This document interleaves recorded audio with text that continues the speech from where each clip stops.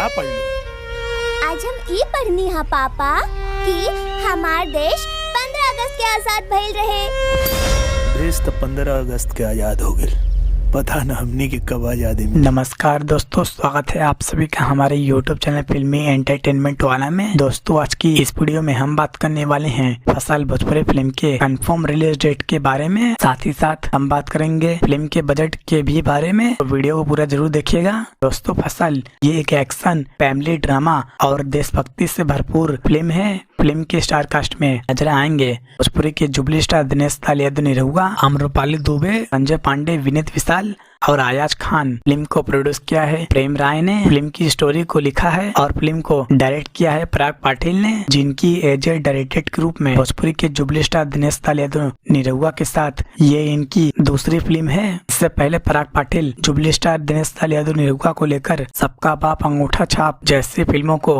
Direct कर चुके हैं। दोस्तों ये फिल्म किसानों के मुद्दे पर बनाई गई है। इस फिल्म में किसानों की समस्याओं को दिखाया जाएगा।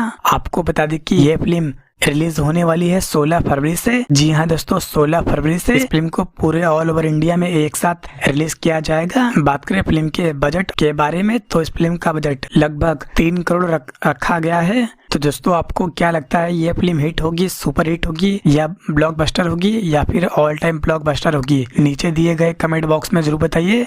और ऐसे ही इंटरेस्टिंग वीडियो देखने के लिए वीडियो को लाइक और चैनल को सब्सक्राइब जरूर करें।